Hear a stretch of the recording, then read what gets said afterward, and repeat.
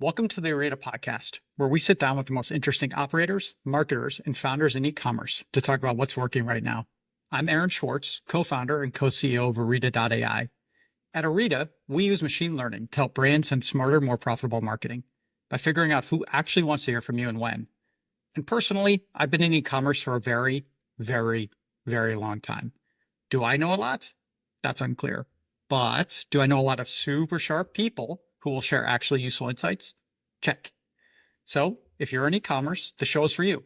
Whether you're deep in Klaviyo flows, thinking through supply chain strategy, or just trying to make your paid media budget stretch a little further, we're here to help you learn from the people building some of the best brands, agencies, and commerce tech companies out there. Hey everyone, welcome back to the Orita Podcast. I'm your host, Aaron Schwartz. Today's episode is a pretty special one. I'm joined by three people who've helped shape one of the most impressive go-to-market machines in e-commerce tech. Sean Marshall, Pat Makridakis, Pat, I'm sorry, I probably butchered your last name, and Matt Virzi. All three have played key roles at Klaviyo, leading sales through explosive growth from early days into enterprise scale. We cover a lot in the episode: how to build a high-performing sales team without bloating headcount, how to turn early conviction into a scalable process, and what a great sales, product, and CS alignment actually looks like in the wild. It's pretty cool because Sean recently co-founded a company called Copley. So he's literally seen it from being the SVP, right, at that like massive company through the founder trenches. So if you're a founder or revenue leader or just someone trying to build something great, this conversation is packed with insights you can put to work right away. Let's get into it. All right. Hey, everyone. Very, very excited to have Sean, Pat, and Matt here today. I've known Sean since 2019, I think, when he was an advisor. Yeah, that sounds right. Yeah, you were an advisor returnly. And Pat and I have had a bunch of calls over the years, and I actually get the honor of meeting Matt, who's the best of all of us today. We're going to talk about sales and scaling, right? Like all three of these guys have been at Klaviyo. Sean has recently started another company. Like there's a lot to discuss here, but let me get out of the way and have you guys do kind of more robust, proper intros of kind of where you are now, where you came from. Sean, I'll start with you first. Sure. Yeah. So I'm Sean, co-founder of a software company called Copley, also working in the e-commerce space. Previous to this, I was SVP of global sales at Klaviyo. I worked with both Pat and Matt for years, and I've been in software sales for 20 plus years, mostly Series A, B companies, helping them scale up in a variety of roles. I've done a little bit of everything: BDR, AE, managed teams, all that good stuff. I have 50 follow-ups, but I'll hold them. Pat, off to you next, please. Yeah, Matt Makridakis. So much to Sean's point, been in the space for quite some time, worked with these two for a while. 15 years or so in the marketing automation space, early days at HubSpot, Localytics, and then pretty wild ride at Klaviyo. So yeah, excited about this and kind of diving specifically into, some tips that might help folks on scale. Pat, just a quick follow-up there. In terms of like your time at HubSpot and your time at Klaviyo, what are the different roles that you've had and like how's that changed over time? Yeah, so HubSpot was early kind of building out the fledgling enterprise team. So kind of first AE on that side hired external to the company. That was way, way before enterprise should have been a thing at HubSpot. Days they just acquired Performable. So they were even kind of more of a blogging tool at that point. So I remember early days trying to sell DirecTV, selling PowerPoint, and kind of a mashup of what this product could look like over time. Didn't really pan out well, but they've obviously course corrected and done really well going up market. They've done okay for themselves. Yeah. I think it was more of the inflection point of me leaving, but yeah. So that was kind of the early ground level HubSpot pre-IPO. Went over to Localytics and another company, kind of 25, 30 million in revenue, and built that up, and then came over to Klaviyo early days, sub 100 employees, and done a lot within the org of kind of building and structuring. Love it. Last but not least, Matt, please. Yeah. So I graduated college right in the 2008 financial crisis. It was tough to find a job, but I actually was an intern at EMC, which got me my first role in inside sales at RSA Security. I started more in the traditional sort of like enterprise sales space, worked at Oracle, and then, wanted to get, the big company stuff wasn't really I didn't really enjoy it that much. So went into startup world. That's where I met Sean and Pat at Localytics. did enterprise sales there as an IC for 4 or 5 years, and then moved over to Klaviyo about 7.5 years ago. As one of the first, I would say, Sean, I was like the first enterprise sales hire that you brought You in. were, yeah. So yeah, I was an IC at Klaviyo for about 3 or 4 years, and then now I've been managing the team of enterprise sales reps for the last 3 or so years. I love it. I was always jealous of my banker friends who had secure IDs. I always thought it was the coolest thing. Yeah, that's what I sold originally. I was an inside sales rep for Secure ID. I actually supported Quebec and the Maritimes, so I had to speak a little bit of French, mix it in Unreal. there. Kids who are listening who don't know what secure ID, check it out. It's super cool technology. The original two-factor. The OG two-factor is very cool. Matt, I actually want to stay with you for a minute, and then Sean, I'm going to come back to you, kind of like the jump into like early stage startup. But so you were kind of like big E enterprise sales, and then you moved to Klaviyo or Localytics, and then Klaviyo. And Klaviyo Enterprise, I imagine back in the day was like the definition of enterprise for Klaviyo was fundamentally different from what the definition of enterprise was for EMC. Is that fair?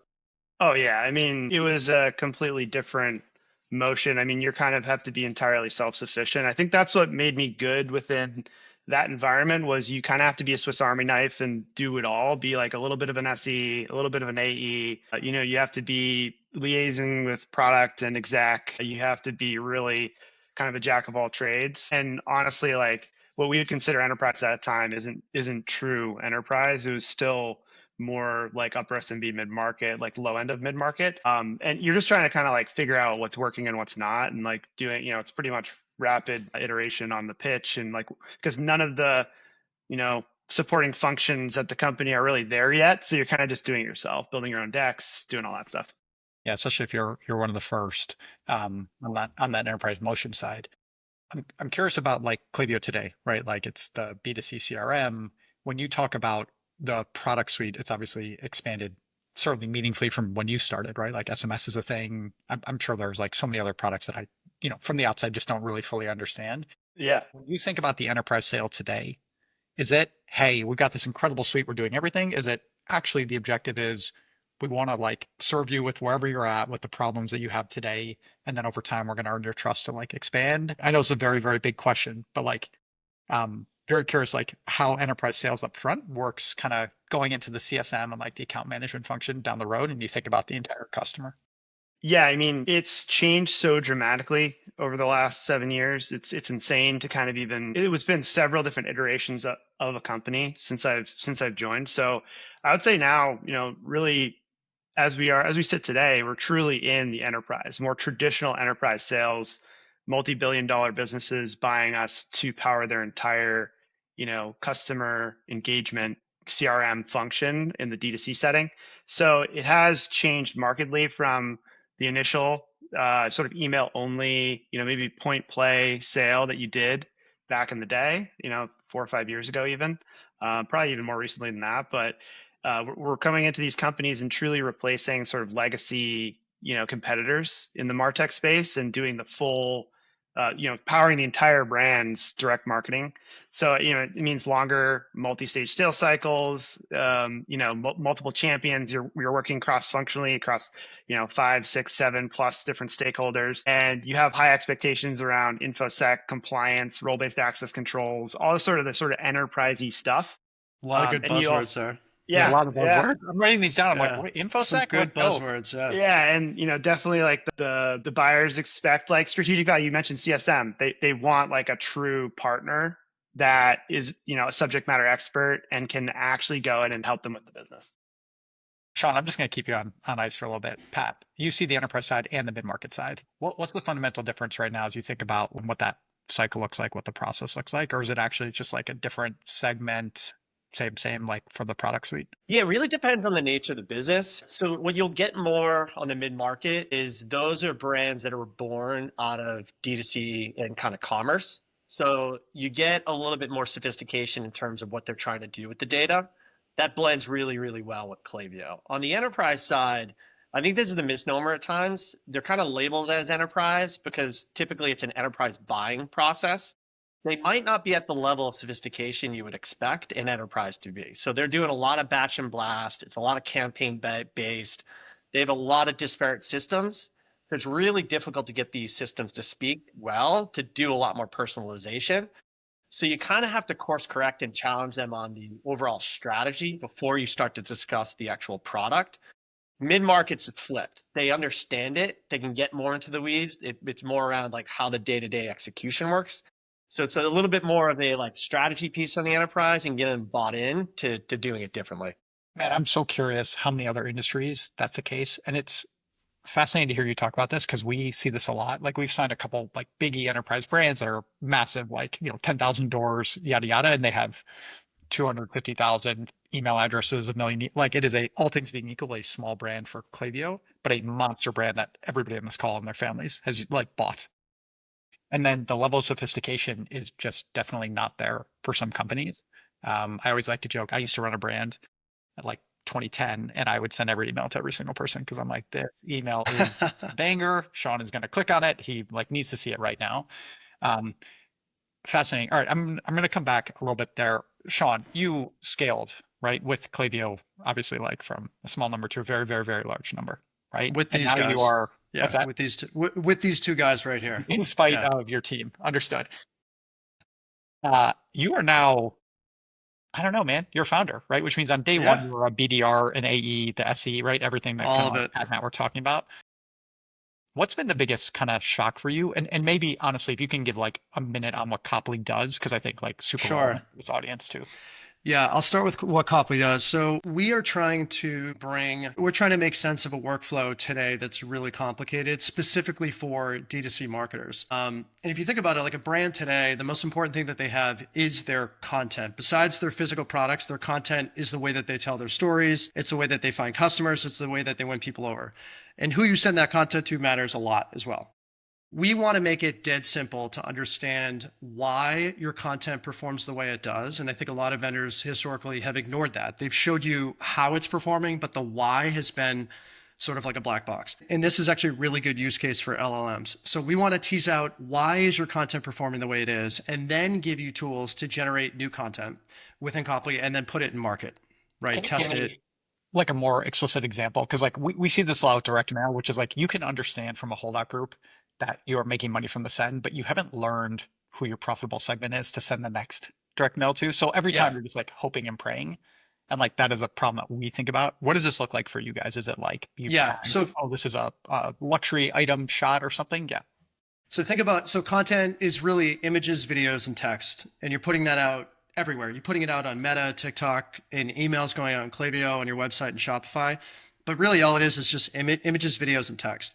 And the marketer is making decisions every day of what am I going to put in this content? So examples of like understanding the why, we want to start tagging your content, and then we can start like teasing out insights like, you know what, when you put out imagery on Facebook that has a light background where people are looking into the camera, it happens to do really well for you. Or this brand over here, when you show multiple products in an image versus a single product, for whatever reason, your audience resonates the most with that. And that's really interesting, but then you have to do something with it. So we want to make it easy for them to take that insight and then go create new content right within Copley and then get it in market. So put that into an email that can be sent out in Klaviyo, put it on your website on Shopify. And it's hard. It's really hard to do this well. And there's people doing bits and pieces. We want to own the whole workflow, and that's what we're building right now. And we're pumped about it. Yeah. All right. So my experience, right? Ran a brand, started a company called Passport, international shipping, 0 to 5 million in sales at like no big deal. Yeah. Well, I mean, like it was shipping sales. It's a little different than like real sales, right? Like postage is very expensive. It was great when the market would go up. We're like, okay. But I am very, very comfortable at the early stages, right? With Orita, when I kind of joined up as a co-founder, my two co-founders, Zach and DB, had already like closed 10 customers. They just had mispriced it. But they'd solved a hard problem, which was like, who wants to hear from us and when? And like, this is my comfort zone.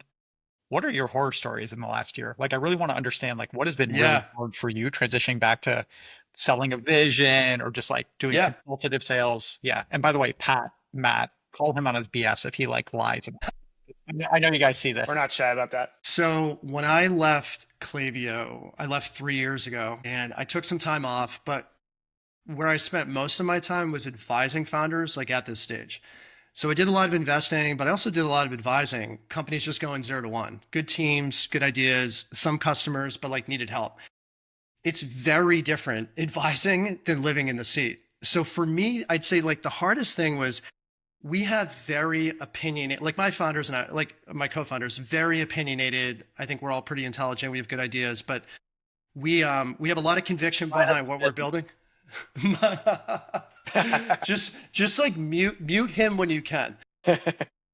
It's hard. It's really hard to not there's a lot of confirmation bias. So you have this idea and you go build it and you prototype it and you're super excited about it and it's really logical and it should work and it does add value. And then you bring it in front of a customer and they're like, I mean, it's interesting. I don't really give a shit. That's not what I need. I want this over here.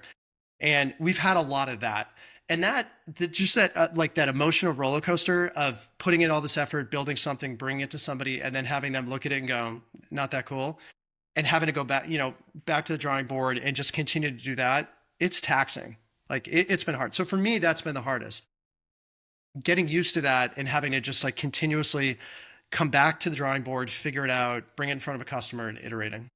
Thank you. Pat and Matt, open to both of you guys. One of the things I think a lot about is the connection between sales and obviously customer success and product, right? I'm like getting this feedback loop because you're like, no, we're hearing they want X and we currently do not X. How do we do this? What does good look like? Forget like where you guys were in the past, but like, what does good look like for that motion? How do you like bring good, useful insights, share it with product, get the feedback? Pat, if you want to start, then Matt. Yeah, I mean, I think this is something that Klaviyo did exceptionally early days and we still do it. So really what good looks like, in my opinion, is there needs to be a concerted effort and a repeatable effort to get everyone in a room just to talk about what's working, what's not, what are your blockers and what are your ideas. So I think this like cliche comment gets thrown around a lot of having flat organizations. What it means to me, in my opinion, a flat organization is, can you have a bunch of people that are focused on improving something, customer experience, whatever, in a room, regardless of title, and there's a voice and a platform to be able to speak. Early days of Klaviyo, we were really thinking about, okay, we were heavily concentrated on Shopify. How do we diversify revenue? And we basically specialized half the org, focusing on all non-shop platforms. And one of the big things that was born out of that is we had a Friday meeting every Friday. Pre-COVID, it was in the office. Post-COVID, we even did this remotely. And it grew in size. It started with 50 people cross-functionally, and this is engineering, product, marketing, CS, everyone that has something to do with the customer experience, all in a room, talking through how to improve. Post-COVID, or during COVID, now we're doing it all remotely. There's 350 people in that meeting. That was some of the best things that were born out of it because it didn't just touch go-to-market. It touched all the touch points from a customer experience perspective. I think that's where companies get it wrong. They try to isolate things and they think it's a flat org by, okay, we got sales and marketing in a room. It's like, all right, well, if engine product aren't on board, if CS isn't on board, if everyone's thoughts aren't really integrated, then it all falls flat.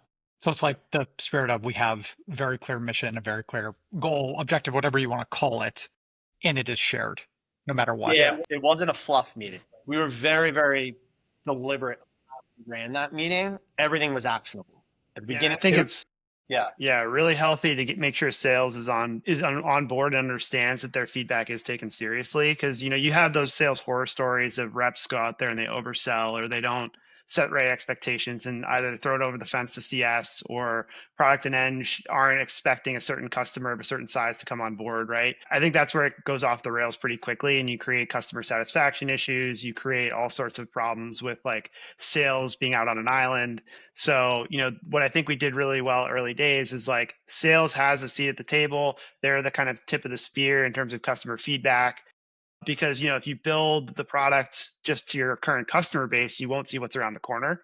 And I think the fact that our product and org is constantly seeking feedback from the edges is what keeps us ahead of the curve and continues to help us innovate, and move into new markets, right? Or where we wouldn't otherwise be able to go. I mean, my sense go ahead, Yeah. Pat, please. Sorry, yeah, just to even put this into more, we even had it down to frontline support leaders and people that were just answering the phone in this meeting. And what we find is, okay, what's that whole customer journey? They sign up on Klaviyo, they get dumped into the documentation. Okay, the documentation isn't worded in the right verbiage that meets their platform.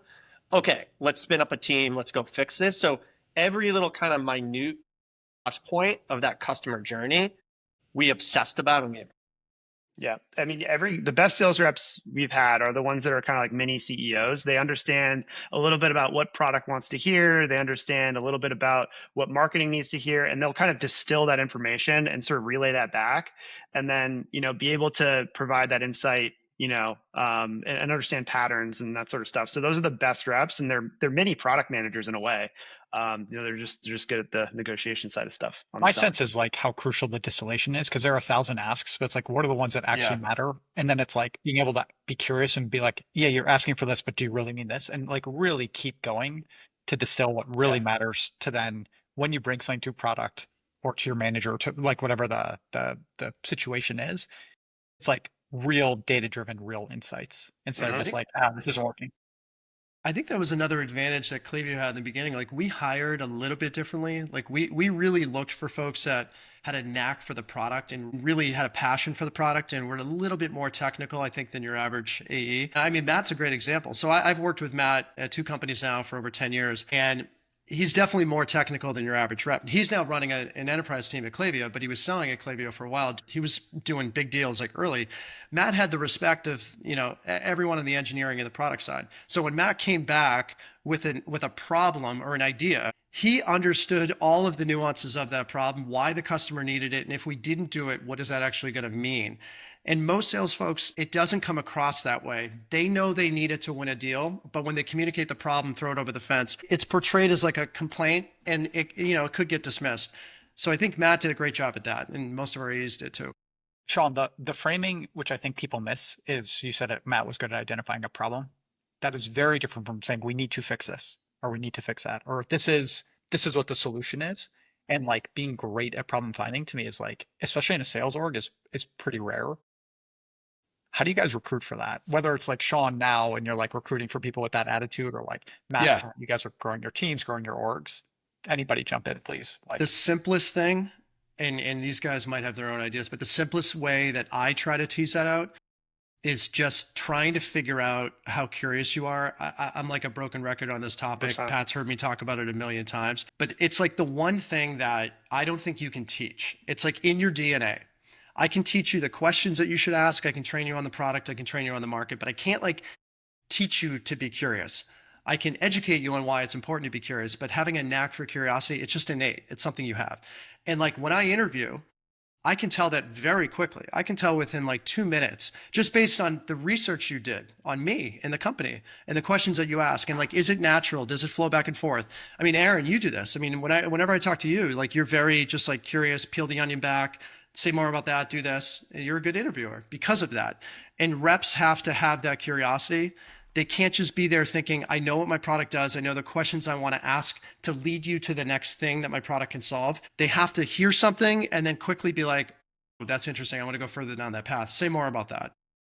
Yeah, it's the second, third level questions that really make the difference, right? Like if you're in an interview and you're talking to someone and they're not asking those second or third level questions, you know immediately that they've come with a script. They're not audible ready. They're not like able to, intake information and then, process and continue to move the conversation forward without like going on their set path, which is, especially in enterprise sales, it's a requirement. You need to be able to react and pivot the conversation in real time. Yeah, I mean, especially this has been even more of a focal point as we've grown from a platform perspective at Klaviyo. There's just so much you can do within Klaviyo. So if you're not able to pivot and understand where the real pain is and then start to really kind of pick at that, you're going to end up going down a path that's complete guesswork. And, if you have an hour with the prospect and you go down an offshoot that's completely not landing, you're not asking those curious questions, you're dead. Like it's never going to pan out. I want to ask you guys some advice. So I think about the world as like getting from 0 to 1 or 2 million, right? And it's like super consultative sales. You're figuring it out. You're like working with product. It's like, yeah, of course we do that. And you're like, shit, can we do this? Right? Like that is the startup journey with very rare exception. Sean's is obviously fully dialed in and everything's perfect, but it's like, yeah, we're going to. I don't know if I'd say that, but. And then it's like 2 to 10. Something like in that ballpark where it's like, okay, cool. Now we become a slightly more adult organization and then we scale. And like, these are all wrong numbers, but it's like 10 to 100. One of the things that I am extraordinarily comfortable with, and I think this is both like the consultative sale mentality, but also just being a founder and knowing that like, if I say we're going to do something, we're able to do it. and Pat, this is like reacting to what you just said is like, I can be on a call with a customer and they can say something and I'm like, oh, this is like the second time I've heard this in the last 4 months. Let me like spend 2 minutes and dive deeper. And then, oh, by the way, let me anonymize something in real time from a deck I just shared with our investors and bring it onto the call and do this. The advice I'm looking for is like, I actually don't know how to scale that, right? Like, I don't actually know if like that is scalable or if it's, before you think about going from the 2 to 10 or the two, again, whatever like framing you want to talk about, you actually just need to get like a fully dialed in sales process and you need to like almost proactively build out the decision tree of discussions. Like you can't just have creativity and curiosity, but you kind of almost need to program it. Yeah. Sorry. Yeah. So continuity of messaging is so crucial, especially early days. But then as you continue to grow, you can't have a situation where every rep is saying something differently because you won't really figure out what works and what doesn't. And the simplest question to answer is like, why would anyone buy your product? Like, what does it actually incrementally drive from a revenue perspective? How do they get better utilizing your platform, whatever it might be? If you don't have an ability to pull anyone at any point and they generally say the same thing, you don't have continuity of messaging out into the market. So I think that's first and foremost is really investing from a process standpoint, like, and making sure that you're kind of panning and talking to the team of like what works. And then that has to be. Are there aligned? Are there tools used for that? Is it like, and does that change over time? And like Sean, Matt, obviously, again, you guys all cover like different sizes and different stages. Like, what is the like base level things you need in order to like land that? I mean, and Sean, Pat, feel free to jump in, but one of the first things I noticed coming from an IC seat into a manager role as we were moving and sort of building into an enterprise sort of, larger, sales team was that you do need at least some framework to start documenting like what questions you're getting asked by reps and where they're running into stumbling blocks. So one of the first things I did was align us with CS so that we can make sure we're really tight there. And we did our first QBR with CS jointly as a mid-market plus team. And it was right when COVID was kicking off. So it was a nightmare to find and get everyone in a room. But after that, it was like set up a wiki where if I got a question twice, it was being documented and put on a wiki as part of our sales process. And, stage 1, 2, 3, 4, 5, each of those questions, it would fall into a specific sales stage. You'd kind of put that into a documented answer. And then you could iterate on that as you got more questions so that you could then scale a little bit more of that motion that the sales org needed. So you'd find out, okay, I'm getting tons of issues or questions in stage 2. Let's start to build out more documentation, more content, whatever it might be that the team needed. Sean, where are you on that journey right now? Right. Like, what great looks like, obviously, and you've had budgets and tools and teams and managers and managers and managers. Mm-hmm. What does that look like from the early stages? So I know there's companies today that are trying to tackle that problem, like using AI. There's definitely, I think that's going to be a solved problem in the next couple of years, and there might be somebody today doing it well. I haven't come across anything. I'm not using anything. I think Pat said this already, but it's like first agreeing that we value storytelling and we want to prioritize that as a business, because I think that's like one of the most important things that a rep, besides curiosity, can be good at. It's storytelling. Nailing the story, that takes a long time. We spent a lot of time on that at Klaviyo. We probably spent like 2 years trying to like figure out our story, but then it's like individually making sure that the directors and managers and everybody is like they can tell a coherent story and the way that they tell it is very similar. That just takes practice. That's like hand-to-hand combat.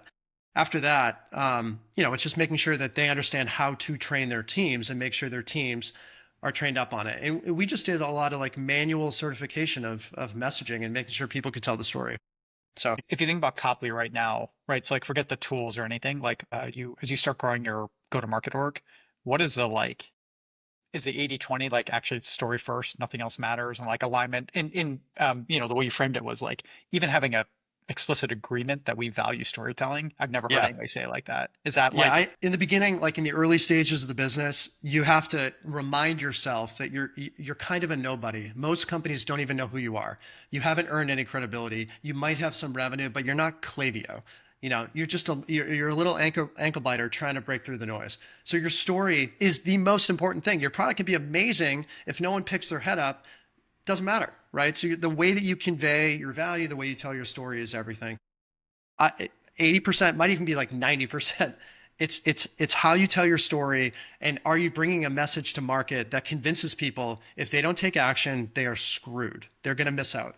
There's a wave coming, and like they're going to miss out if they don't jump on this wave. Yeah, you need to get them excited. Early days at Klaviyo when you're pitching these brands, ultimately the marketers are taking a little bit of a leap of faith in, Totally. Yeah. jumping on with that startup, and they need to be so excited by the prospect of like helping them improve their lives, looking good to their boss. There needs to be a compelling reason why they would choose you over a more standard or, legacy incumbent that's out there on the market. Pat, we were talking so much about you while you disappeared for a minute. Yeah. Real mean. As you scale large businesses, what you'll find is the force Make sure you have good Wi-Fi. That your Wi-Fi is just off. Well, no, it wasn't why. I got a forced update on me, so it closes every screen. It's like, okay. On your IT IBM policies. Guys, I want to go down a couple different paths. I want to spend some time on customer success and account management because you've all kind of alluded to it at different points. I have a very, very strong opinion that like it is far undervalued still in the B2B context. I think I'm not going to go down off a random rant, but like if we Orita are successful in 5 years, 95% of our revenue is going to come from like the installed base. It's not going to be the new business side. And so when you're building and when you're scaling, and again, you guys all kind of having seen the history, but like there's Klaviyo today, there's Copley today, and everything in between. When does sales and CS do it right, and what are the issues that are like the avoidable issues? Right, I'm not talking about like personality and stuff like that, but like what are the organizational mistakes that you can make, and what are the organizational like wins that you really want to lean into? Pat, I see you leaning in if you want to start there. Yeah, I mean, the nice thing, like we've learned from our mistakes. So like Klaviyo through the years, like we've made every mistake you can possibly make. We've just iterated and realized these mistakes very quickly and adapted. So I think the things that we did early days that was broken, we didn't have shared accountability and alignment towards compensation plans, mostly on the CS side around what are we trying to do? Are we trying to improve retention? Is it NRR? Is it just overall install growth? Like there's a bunch of different things you can focus on. And if you have the kind of the hero metrics from a company perspective, and those aren't aligned to compensation plans, it breaks full stop right there. And I think early days at Klaviyo, that was the case. We had kind of the ground floor of the CS team focused on a complete opposite metric of what the actual like hero metric was that we were obsessing about from. Yeah, compensation drives behavior at the end of the day, like both in sales and CS. The other thing that I think is really important that also took a while for us to really wrap our heads around is giving CS an insight into the actual sales process and how all of these deals build and bringing them in slightly earlier to make sure they have a seat pre-sale. And that's inclusive of leadership being involved in sales cycles so that they could see firsthand what customers are requesting, what they need, what their support requirements are, et cetera. And then CS, so that they have, it's not just they start from zero post sale. They actually have, maybe they're starting at 10, 15% of that like process is done. I think what Klaviyo did really well is as a product-led growth business, sales reps were pretty in tune with like what it took to get a customer live on the platform. In fact, many of the sales reps we had at Klaviyo, including myself, could onboard a customer ourselves. So we kind of understood what that was and what that took so that by the time it got to post sale, they were like, they had their platforms integrated. They like even had maybe some baseline templates built. Like, I think that mutual, accountability to like both sides of the spectrum where reps are understanding how intense, an onboarding can look. And CS is aware of all the demands that are made pre-sale and all of the things that customers require and what the competitive landscape looks like. I think that's incredibly important. It takes a lot of time, takes a lot of enablement, and you do have to map out that whole process. So it doesn't end with contract signed. It ends 6-9 months when you're at renewal. Like, so the reps need to be aware of that full process and involved in it.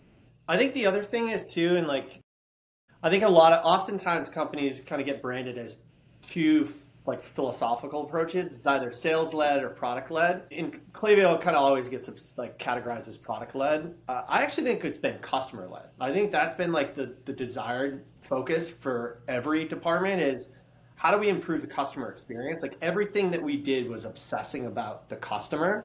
which allows us to kind of blur the lines around roles and responsibilities. Where if CS was in a pinch and they had a potential churn opportunity, sales was the person they kind of tapped on the shoulders to help bring in. It wasn't fragmented. Like we did have kind of defined roles and responsibilities, but we also kind of obsessed about that philosophical approach, which was customer first, and that kind of broke down the barrier. I love it. I think I'm mediocre at best at thinking through compensation stuff. Sean, I want to turn to you in a second on that from like the early stages. But the thing that we do very well is we bring in our like enterprise, especially enterprise accounts where there is a lot of complexity coming. It's like we're going to bring them in early and be like, hey, do you want to have a couple of calls with our team before you sign on the dotted line? So you actually understand, not like selling you a vision, but like you can see in the weeds, a day in the life. Everything you're saying really tracks. I think it's also just like showing respect to the customer. It's not like just trust us, trust us. It's actually like we will do a lot of work to show you what your long-term journey is going to be like. Sean, when you think about comp at this stage, right? Like early, just getting going, again, from 0 to whatever number you want to think about. What are the like must do's and what are the things you're like, I can't wait till I can like create this new structure, but like right now, we just need to keep it simple. Yeah, simple is always better. If somebody has to take their plan and share it with someone else and say, how am I getting paid? What do you think about this? That's a problem. So simple is better. In the beginning, like in the early days when you don't have a lot of data to go off of, I think you just have to be creative. And that could be for a manager's plan. It could be for an AE's plan. You have to think about like, what's the behavior you're trying to drive? One of the things that I used to ask founders all the time when they would ask me, how should I pay my reps and how do I structure a plan? I would just be like, hey, describe what you want that person to do. Like that person is now an employee, they're a salesperson, they're going to go out and try to find customers and close deals. Just tell me what you think they should be doing. And you learn so much asking that question because the way they answer that should sort of dictate how you structure the plan. Because you start to peel back the onion and they're like, you know what? Well, I kind of want them like onboarding them a little bit, just a little bit. And, if there's an upsell, maybe they should be selling them. And so you start realizing, oh, this is more than just an AE role. You need to understand exactly what you want that person to do. So if the person is going to do all the hunting, they're going to do the closing, and then they're going to hand it over the fence, and that's all you want, you just want them to close logos and bring in new logos, great. Structure a plan around that. We have to figure out what's the right quota. And of course, like what's the OT you're comfortable with and what do you think they can produce? But like you have to start with what should they be doing and just let the executive, the CEO describe what that sounds like and then work backwards to how the plan should be structured. It's wonderful. At the early stages, my take is always come up with like a generous comp plan and just comp it full out for the first 2 quarters, at least, like go even slower than you might. And then like talk to the person and be like, hey, we're going to be wrong. Yeah. Right? I think you and I actually did this. We talked about this when you were at Returnly. I think we were, there was, Returnly wasn't as early as, what we're talking about right here, but, early on, you don't know exactly how things are going to pan out. At Klaviyo, they have a lot of data. They have a lot of history. They can predict the future a lot better. Early on, you just have to make some educated assumptions or educated guesses on what you think can happen based on the data that you have. And just be very clear with the person receiving the plan. This is probably going to be wrong. But guess what? If it is, we're going to learn every quarter, every month. We're going to audit this plan. We're going to ask ourselves, is this structured the right way? If it's not, we're going to iterate and build it together. And that could go on for 18 months. But at some point you're going to have enough data and history to lock in and be like, this is how we pay people and this is what the target should be. Pat, Matt, aren't you jealous of the early stages? You basically get to wing it and then you're like, hey, we're wrong. You get to wing it. Yeah. We're going to get to make some educated guesses. Yeah. Sorry, that's a better way. Threw the word educated in there. Yeah. We use ChatGPT. We're like, what should we do? It's great. Guys, I want to spend a couple minutes on pipeline, which I'm very curious as like an, monster public company and like every single segment possible. And like everybody in e-commerce knows who you are. Where does pipeline come from now? Like, what are the things that like you expect your reps to do? Is it like actually marketing handles this and the PLG side handles this? Is it agencies? Like, where does your pipeline come from? And then Sean, I'm very curious for you, like early days, what are the like kind of green shoots where you're like, oh, actually, I think this might be working well. Pat, maybe start with you and then Matt, I want to open up to you. Yeah, I mean, I think it's pretty similar from the early days. It does vary based on segment. So, as you start to think more up market, tends to skew more towards outbound. Down market, it's a little bit more of that inbound led motion. But the biggest thing I can tell any company to really invest in early and often is the partnership channel. That has been the lifeblood of Klaviyo, continues to be the lifeblood of Klaviyo in a lot of different ways. Early days, it was the third party validation and just that annuity program of just the more effort you put into the partner ecosystem, the more return you get. That's the same today. As we continue to go more up market, our success down market is kind of the gift and the curse of our enterprise pursuit. Because we have such large market share down market, perception at times is perceived that we are only a down market player. The kind of our launching point to help curb some of those perception issues is the partner ecosystem. It's a third party validation point that states, no, this scales. So we lean on that channel heavily. In terms of how we operationalize this, all three channels, inbound, partnerships, outbound, we're meeting so frequently. We cut the business every which way. We're so metrics oriented. I think businesses at times kind of fall into only looking at things on the aggregate level. If you only look at the top line, it's difficult to understand what's working, what's not. So we cut it a million different ways. Size of deal, size of company, platform, region. All of that's spitting out different metrics, and that's what we kind of operate on. So I would see continuity and really fully understanding and analyzing the business. I love the clarity and the camaraderie and the teamwork that with every single one of you guys' answers, it's palpable that it's look, this is not a one sales manager is doing his or her thing, ... It's actually team effort. We're going this way. Let's figure it out. My hunch is if one partner channel starts working better, you guys will immediately deploy resources there, and other people will be fine with it because they're compensated for the company's success, not just their own. Yeah, exactly. Matt, curious, any other channels that I don't even know, right? From the enterprise side right now, it's Yeah. are there things that are working that are new and you're exploring? Yeah.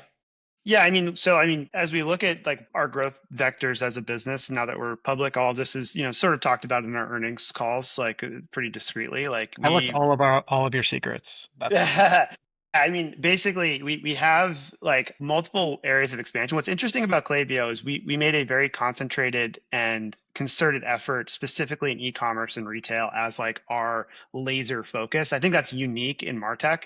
MarTech broadly is a jack of all trades, master of none. Our competitors, by and large, only a fraction of their business is in e-com and retail. Klaviyo made the intentional decision to say, this is our bread and butter. This is what we're going to do really well. We're going to do it the best.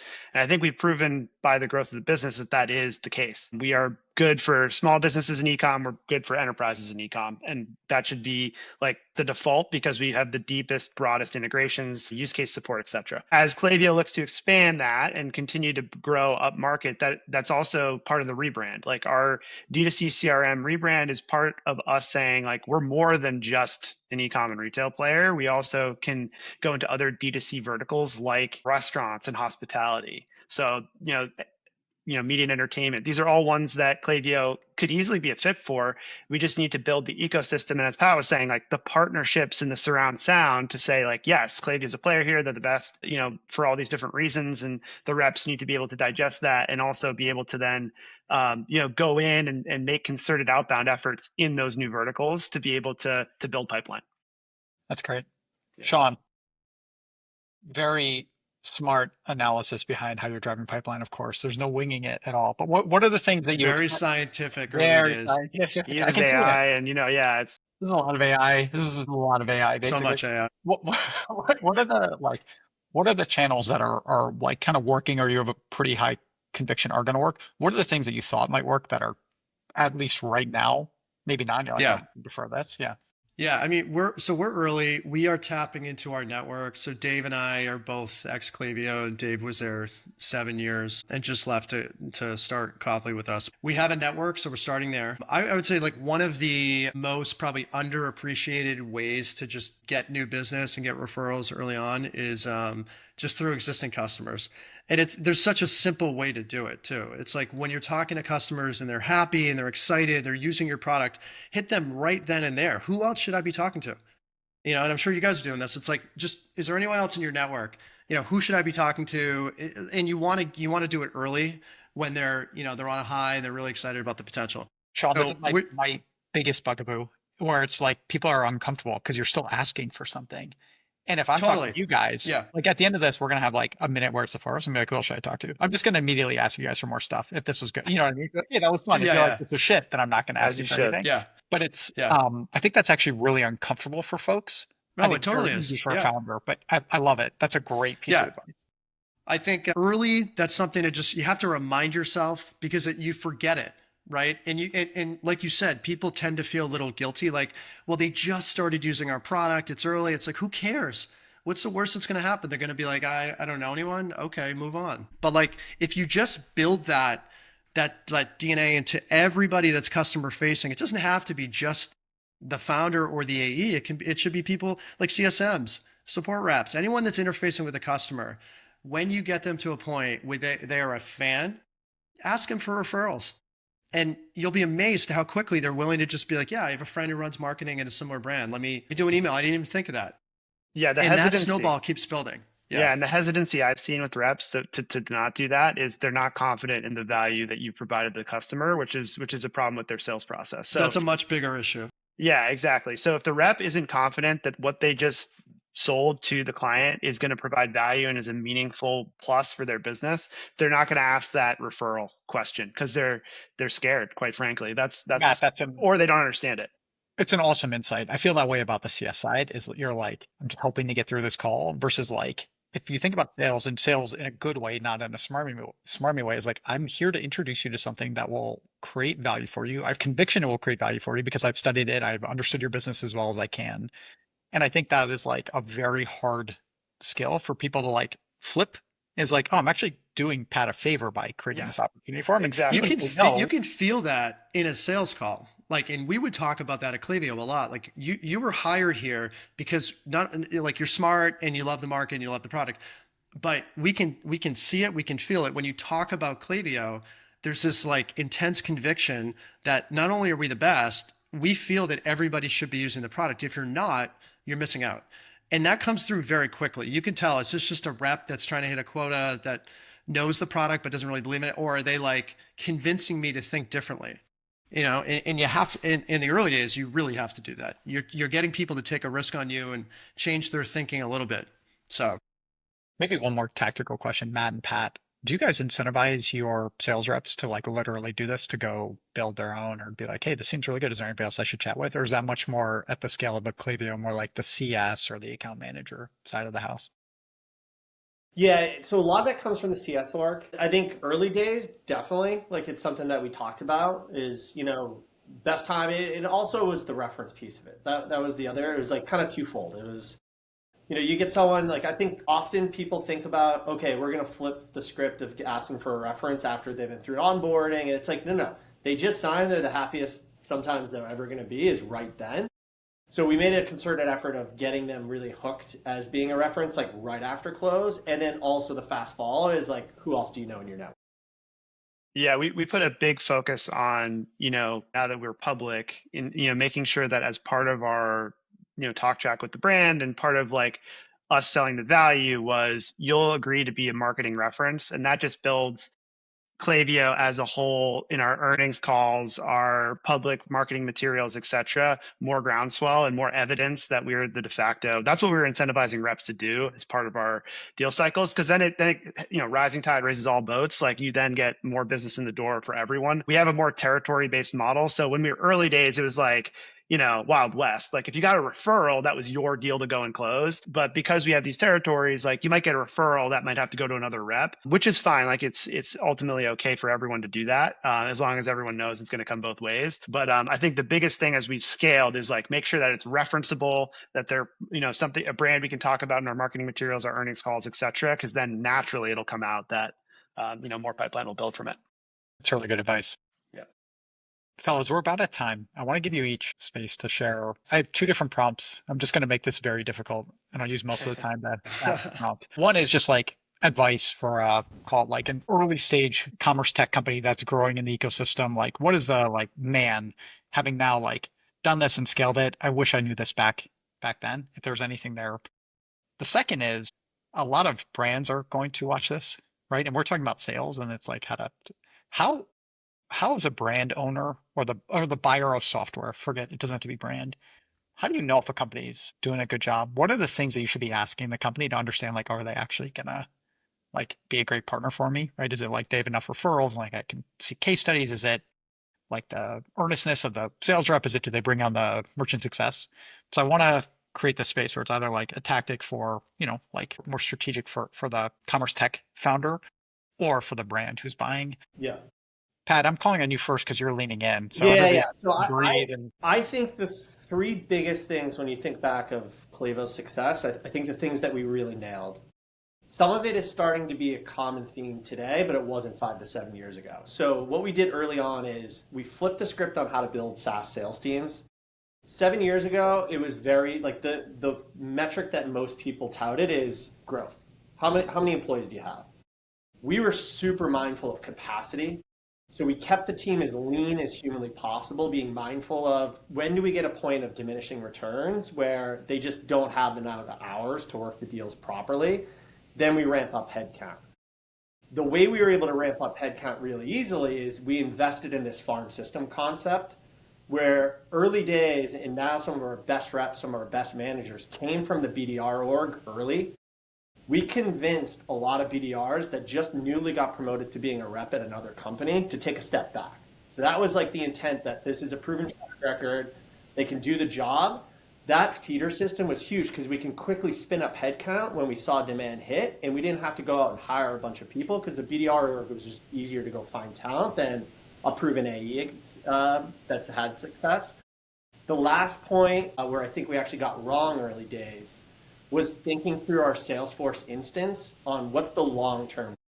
We just had a ton of Salesforce data entry bloat that slowed us down. We constantly kind of iterated on what was important, what was capturing, and it just created this like huge Frankenstein of like a lot of debt there. That was just really an area of like, if I had to do it again, I would think through what's important, build the data entry system the right way from the start. And I think it would have solved a lot of from a time standpoint. I love it. Sean, what do you guys use? Do you use Salesforce or HubSpot, or what do you use? We actually use Day AI. So ex HubSpot product leaders Right building. there, Peachy. Yeah. And we love it. It's great. It's an AI native CRM and totally flipping the script on how to do CRM. And so far so good. It's been great. So I love it. props to those guys. I'm gonna give you space, and Matt, I'm sorry, I'm putting you on last. You've got to come in with a banger. Sean, any advice, like either for the brand owner, or for the commerce tech founders, salespeople? I would add to or kind of say something similar to what Pat said. And that was the thing that I've been thinking about the most, which is spend the time to really, like, this is, I guess, for the commerce tech founder, any tech founder, it's like you're doing founder-led sales. So you are the one selling the product. So you're the one learning, what does it take to sell this product?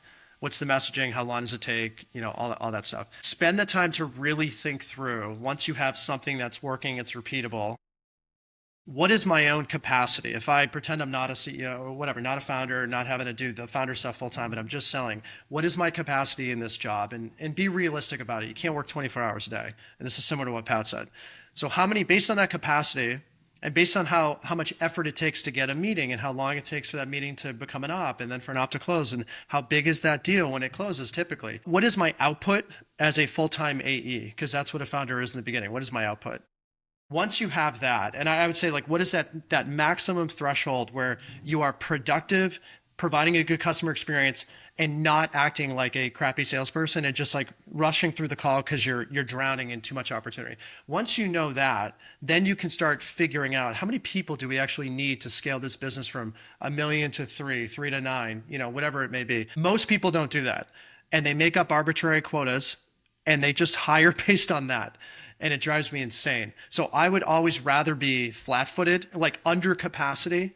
Keep your team lean, what Pat said, happy, making lots of money.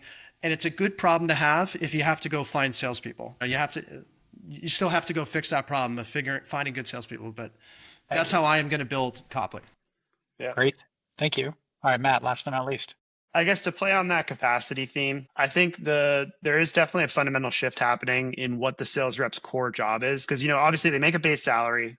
It's always been that base salary is basically Salesforce hygiene. I think that has to go away. That concept of reps doing manual data entry is going to be a thing of the past, which is, I'm sure, what Sean's thinking with, some of AI-based CRMs is the job should move from data entry to just strictly data validation at maximum, so that, with tools like Gong, et cetera, that record calls and can help, distill information, the rep is really should just supposed to be validating that information and making sure it's accurate, or maybe capturing additional undertones that maybe AI isn't capable of grabbing, whether it's like sentiment or whatnot from the call.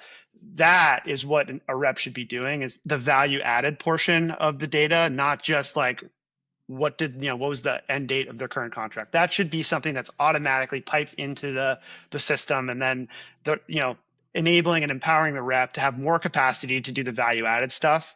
So I think that's if I were to start a company right now and look at how do we optimize for like the best use of a salesperson's time, it's in data validation, not data entry. I love it. Fellas, thank you. We were right at time. I took literally multiple pages of notes, so thank you for the advice. This was selfishly an awesome opportunity for me to learn. And thanks for sharing so many great insights. I hope you have a great Thanks for rest of having the us. day. It was fun. Appreciate it. All right. See Thanks, ya. Aaron. Orita's machine learning analyzes hundreds of millions of data points to help brands understand who's actually engaged. Curious how your list is really performing? We offer a quick, no-stress email audit that gives you deep insight into your audience's behavior. Just go to Orita.ai and sign up for a free audit.